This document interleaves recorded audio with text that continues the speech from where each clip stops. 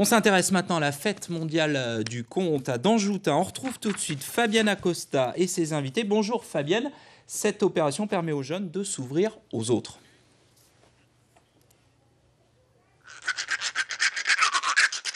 On dit chez nous que la parole est sacrée, mais que la parole est aussi un jeu.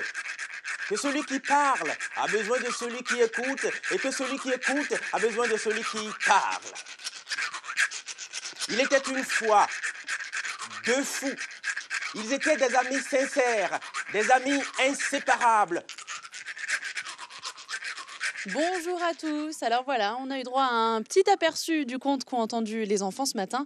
Un conte qui a duré beaucoup plus longtemps, bien plus d'1 heure. Et le public est à mes côtés. Ces deux jeunes collégiens de 6e ont assisté au conte.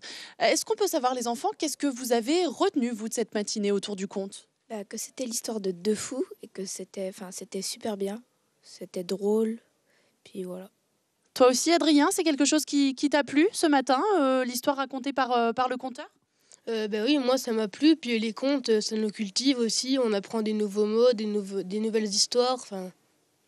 Les contes, c'est quelque chose qu'on vous propose souvent ici au collège. Vous en aviez déjà entendu ? Au collège, non, mais quand on est en primaire, si. Qu'est-ce qui change entre un conte et une histoire classique ? Vous aviez compris, vous, qu'il y avait une différence ? Non, pas spécialement, non. Toi, Gianne, tu as compris ? L'histoire, on la raconte on la lit avec un livre et un conte, on la raconte, c'est comme si on lisait mais dans notre tête. Merci Gianne, effectivement, voilà la différence. Alors la prof de théâtre est à ma droite. Vous, Brigitte Courbeau, vous faites partie ici d'un club de théâtre au collège. Malgré tout, il était important pour vos élèves qu'ils puissent aussi s'initier, découvrir l'univers du conte. Oui, et un autre art et s'initier à l'oral également. Et puis les élèves de 6e étudient le conte et pour eux aussi partager ce qu'ils auront fait, des kamishibai notamment, et aller les présenter à des élèves d'école maternelle et ils pourront transmettre eux aussi cette tradition orale. Eux qui donc s'intéressent au théâtre, ils comprennent qu'il y a d'autres choses dans l'univers du spectacle en fait, c'est ça ? Oui, c'est ça, cette tradition orale qu'on retrouve au travers du conte, des contes. Merci beaucoup, merci aux enfants, merci à vous Brigitte. Alors je vais maintenant aller côté scène donc pour retrouver notre conteur Patrice Toton. Patrice, bonjour. Vous avez ce matin raconté une histoire pendant plus d'1 heure aux enfants. Ils ont découvert aussi à travers vous le métier de conteur finalement parce que c'est un vrai métier donc. Parfait. C'est un vrai métier. Ça fait plus de 15 ans que moi j'exerce ce métier-là. Et il y a d'autres conteurs qui sont des professionnels qui l'exercent et qui en vivent parfaitement. Et vous en êtes la preuve, on peut en vivre, on peut être conteur, aller tous les jours à la rencontre du public, des scolaires, des enfants. Bien sûr, on peut en vivre et prendre beaucoup de plaisir, en donner beaucoup aussi. Il y a pas mal de professionnels sous tous les cieux, au Bénin, ici en France et ailleurs. Et beaucoup de personnes en profitent et offrent du plaisir au public. Oui, parce que vous venez de le dire, vous êtes béninois, Patrice. L'idée, c'est aussi du coup d'ouvrir ces jeunes, d'intéresser les scolaires à d'autres cultures, à des contes d'autres pays, d'autres origines.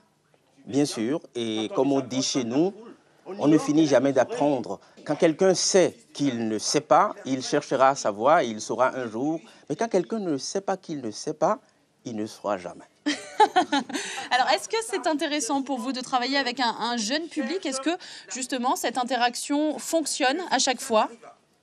Bien sûr, quand on sait s'y prendre, à chaque public son message, à chaque public son histoire. Donc comme j'ai entendu quelqu'un le dire, on fait le casting de l'histoire qu'on a à raconter et quand on réussit ce casting, le public part toujours heureux, les enfants ils sont toujours contents et très gais de rencontrer un conteur et d'écouter des histoires. Ce que vous voulez nous dire en fait, c'est qu'il n'y a jamais la même histoire, elle change à chaque fois, quel que soit le public. Elle change à chaque fois, même au niveau du conteur. Le conteur ne raconte jamais la même histoire de la même façon. Quand il l'aura raconté 10 fois, ce sera toujours 10 moments spéciaux, 10 moments différents les uns des autres. Et à chaque fois, il y gagne du plaisir et il en donne suffisamment. Merci Patrice. Alors des conteurs, il y en a plein d'autres dans le cadre de la fête mondiale du conte.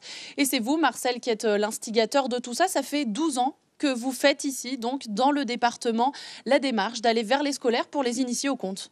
Oui, ça fait effectivement 12 ans que la fête mondiale du conte existe et qu'on ravive vraiment les oreilles de tous, petits et grands. Et effectivement, c'est pas seulement dans le département, c'est vraiment une manifestation qui couvre toute la grande région, hein, Bourgogne-Franche-Comté. On est sur 4 départements, voire 5 départements de cette grande région, et ça marche. Et alors, ce qu'il faut dire, c'est que ce sont des contes du bout du monde. L'idée, c'est bien sûr de mettre à l'honneur des contes de différents continents, différentes origines. C'est tout à fait ça. On fait venir des gens de tous les horizons, beaucoup de pays. Donc cette année, on a par exemple donc, le Bénin, le Togo, on a la Martinique, bien sûr, si c'est aussi la France, tout à fait. On a le Cameroun, voilà. Donc toutes ces histoires sont différentes, ces univers sont différents. Effectivement, c'est une richesse pour les spectateurs. Merci beaucoup. Donc, une richesse à découvrir jusqu'à dimanche. Le programme est bien sûr consultable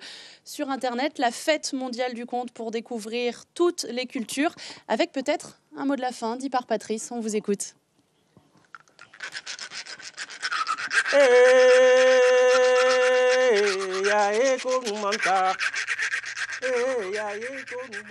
Merci beaucoup Fabienne, merci à vos invités.